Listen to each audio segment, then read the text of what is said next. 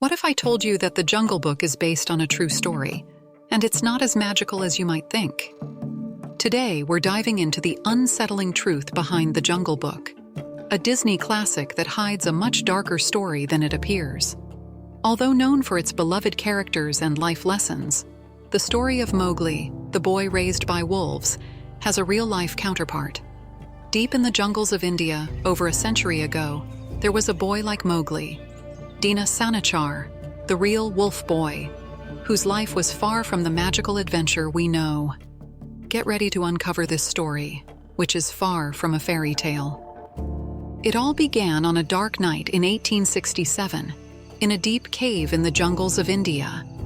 The hunters were on their final round of the day when a strange howl pierced the air. The story of Dina Sanichar begins with his discovery by a group of hunters exploring the jungle of Bulandshahr. They weren't searching for anything unusual, but what they found would change their lives forever. In the thick undergrowth, they noticed something unsettling: a small boy walking on all fours among a pack of wolves. As they approached, the wolves reacted aggressively, shielding the boy as if he were one of their own. The hunters, after moments of uncertainty and fear, decided to take drastic action. To them, the scene was clear. There was a child, and the animals were the threat, so they decided to kill the wolves and rescue the boy. This child wasn't an animal, but he wasn't exactly what we would consider a normal human either. He growled, bit, and his eyes were wild. This is how Dina Sanichar, a boy around 6 years old, was torn from his home among the wolves and brought to a Christian orphanage in Agra. Here, a new life began for him, but not the one he or the missionaries could have imagined. At the orphanage, the Christian missionaries baptized the boy as Dina Sanichar. They believed they could educate him, teach him to speak, and behave like a normal human being. But Dina was not an ordinary child. His behavior was closer to that of a wild animal. He preferred raw meat, growled in place of speaking, and refused to sleep in a bed. The missionaries tried to teach him to walk upright, wear clothes, and eat cooked food. Over time, Dina learned to walk on 2 legs, but he never let go of his instinctual habits. Communication, that essential bridge connecting humans, became an insurmountable barrier for Dina Sanichar. Unlike the other children at the orphanage, Dina never spoke a word, not once. The missionaries, relentless in their attempts to tame the wild boy, tried sign language and other methods of communication, but the results were always the same: growls, howls, and sounds more akin to a wolf than a human. The frustration grew, both for Dina and for his caretakers, as each growl reminded them that Dina couldn't express his needs, thoughts, or fears in the way any other child would. And it wasn't just his inability to speak that unsettled those around him. The missionaries noticed Dina had the peculiar habit of gnawing on bones, as if sharpening his teeth on them, recalling his years in the jungle and clinging to the habits that had kept him alive. As the years passed, although Dina came to understand some simple signals and commands, human language remained a mystery to him. This invisible wall forever separated him from the other children at the orphanage. He was never simply Dina, he was always the wolf boy. And yet, in the midst of this disconnection, Dina unexpectedly adopted certain human habits. He picked up the habit of smoking, watching the missionaries do it repeatedly, and soon became a regular smoker.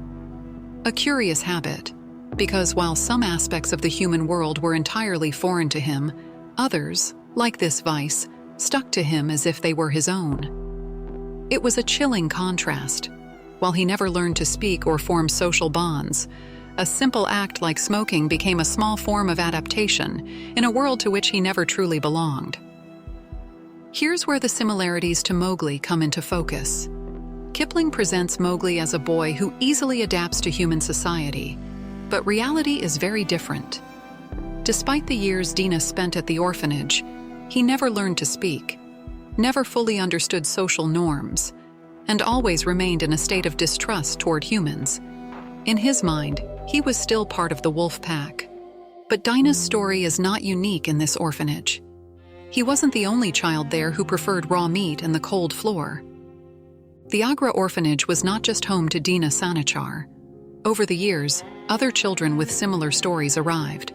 Children found in the jungle, often in the company of wild animals, with behaviors that defied human logic. Despite this, Dina never formed meaningful bonds with these other children. In fact, he seemed more comfortable in his solitude.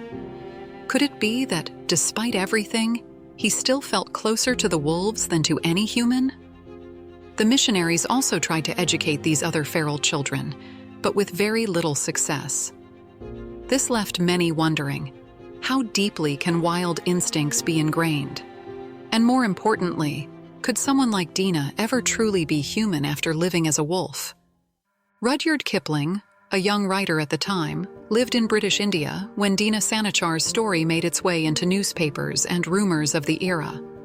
While there is no concrete evidence that Kipling specifically based Mowgli on Dina, it's hard to miss the similarities.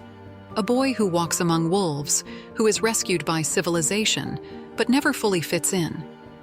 Kipling may have taken this story and, in his brilliance as a storyteller, transformed it into something more heroic and accessible.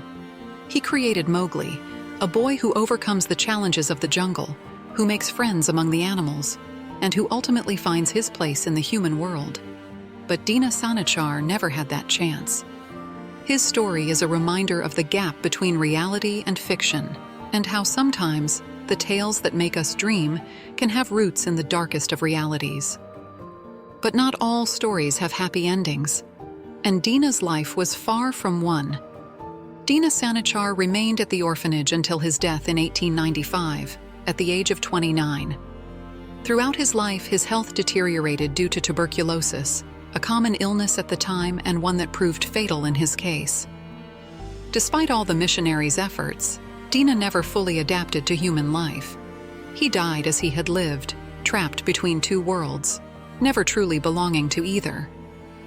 Dina Sanichar's story offers a glimpse into the complexities of being human and the fragile line that separates civilization from nature. While the Jungle Book presents us with a fantasy where the jungle and the human world blend harmoniously, the reality is that for Dina, that boundary was a place of struggle and loneliness. So, the next time you think of Mowgli, remember Dina, the wolf boy, and the true, unsettling story behind the Jungle Book. Let me know in the comments which other character you'd like us to talk about on the channel. And remember, if you enjoy this type of video, the best way to support me is by leaving a like, subscribing, and turning on the notification bell. See you in the next video.